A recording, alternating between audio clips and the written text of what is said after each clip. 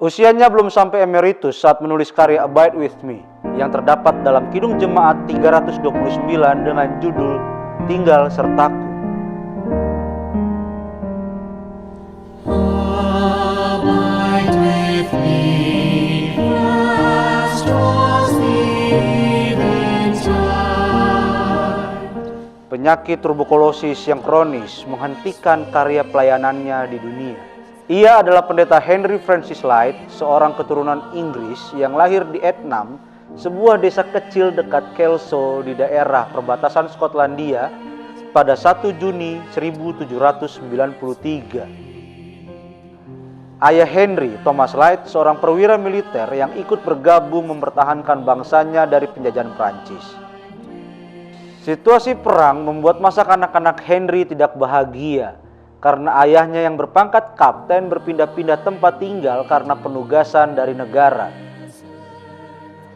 Situasi perang membuat kesempatan memperoleh pendidikan formal menjadi terbatas.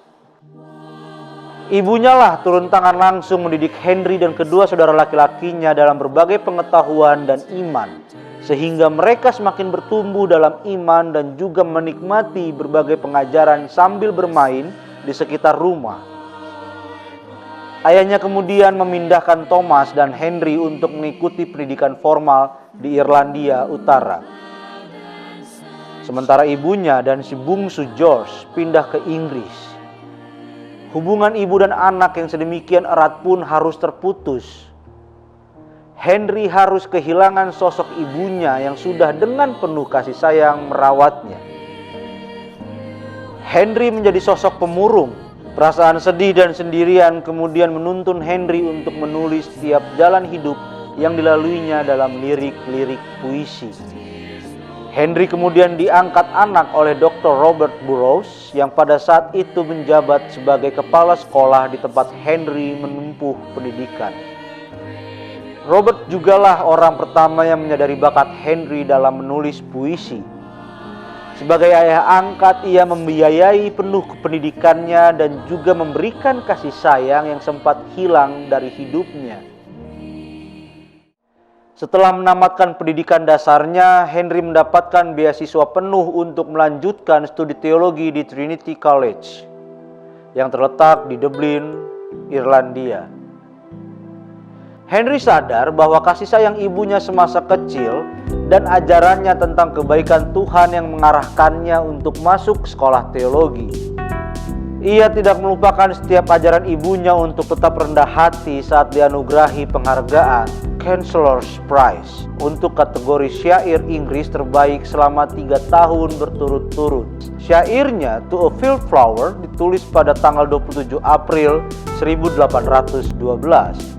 Disusul syairnya berjudul Sad Thoughts dan Yes I Am Calm, Am Humbled Now yang dibuat pada tahun 1815 menandakan bahwa ia pernah mengalami berbagai pengalaman yang mengecewakan dan bahkan pahit dalam hidupnya. Lulus dari pendidikan teologi, Henry kemudian masuk dalam gereja episkopal pada tahun 1815 dan mulai melayani sebagai pendeta di Tagmont, sebuah desa di County Wexford, Irlandia. Di sana, Henry berkawan dekat dengan pendeta Abraham Swaim karena memiliki banyak minat dan perhatian yang sama. Keduanya juga memiliki cara pandang yang ekumenis pada saat toleransi beragama berada di titik terendah. Persahabatan mereka hanya dapat dipisahkan oleh maut. Pendeta Abraham mendahului pulang ke rumah Bapa di surga karena sakit yang dideritanya.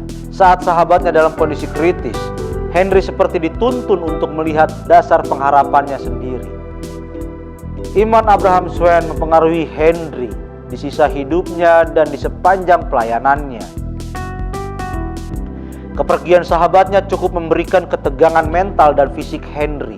Ia harus mengerjakan tugas-tugas pelayanannya sendirian yang membuat kesehatan Henry rapuh, sehingga akhirnya paru-parunya bermasalah. Penyakitnya makin lama semakin bertambah parah sehingga dokter menyarankan untuk beristirahat di daerah yang beriklim hangat. Setelah agak baikan, Henry tinggal di daerah pelabuhan Bristol yang masih beriklim hangat. Di sana, Henry bertugas di 2 atau 3 wilayah pelayanan berturut-turut. Di masa itu, di tahun 1818, Henry menikahi Anne Maxwell, putri tunggal pendeta Maxwell yang melayani di kota Bath. Henry dan istrinya kemudian tinggal di Leamington. Anne dengan setia menjadi penolong yang baik bagi suaminya. Mereka sempat dikurniai seorang anak namun meninggal karena sakit, sehingga mendatangkan kesedihan bagi keduanya. Untuk menjaga agar kesehatannya tidak semakin buruk, Henry mengambil cuti yang panjang dan beristirahat saat musim dingin tiba. Henry tetap produktif di masa-masa istirahatnya dan menuliskan karyanya yang menawan yang berjudul Tales on the Lord's Prayer atau Kisah Doa Bapa Kami yang diterbitkan pada tahun 1826. Kecintaannya akan musik membawanya untuk menulis syair lagu pujian pengiring ibadah gereja. Karyanya God of Mercy, Gods of Grace diterjemahkan juga ke dalam Kidung Jemaat 228, Mari Puji Raja Surga. Henry juga mengelola sebuah perpustakaan yang luas yang koleksi bukunya terus-menerus bertambah. Di dalamnya Henry mencurahkan banyak waktu untuk penelitian teologi. Kerja kerasnya menyebabkan kesehatannya kembali turun dan ia terpaksa mencari pemulihan. Pada bulan Oktober 1844 ia pergi ke Italia, di mana ia menghabiskan musim dingin dan tahun berikutnya dan tetap produktif menulis syair Longings for Home, Thoughts in Weakness, dan Czar in Rome, dan menerbitkannya pada tahun 1846. Dalam waktu-waktu terakhir penderitaan akibat penyakit yang berkepanjangan, ia menulis naskah kidung pujian terakhirnya, Tinggal Sertaku. Isinya diilhami dari cerita tentang dua orang Emmaus yang memohon kepada Tuhan Yesus, "Tinggallah bersama-sama dengan kami sebab hari menjelang malam dan matahari hampir terbenam." Demikian Light mengawali lagu ini dengan kalimat, "Tinggal sertaku, hari telah senja, gelap semakin turun, Tuhan tinggallah." Pendeta Andar Ismail dalam bukunya Selamat Pagi Tuhan menyatakan lagu ini ditulis bukan sebagai lagu pujian senja, namun merupakan doa memohon iman dalam menghadapi kematian. Dan dalam masa-masa senja tersebut, andalan iman hanyalah Tuhan Yesus. Tampak jelas curahan perasaan Henry Light dalam bait kedua lagunya. Hidupku surut, ajal mendekat, nikmat duniawi hanyut melenyap. Tiada yang tahan, tiada yang teguh, Kau yang abadi tinggal sertaku. Dia kemudian mengirimkan naskah itu kepada istrinya dari Avignon.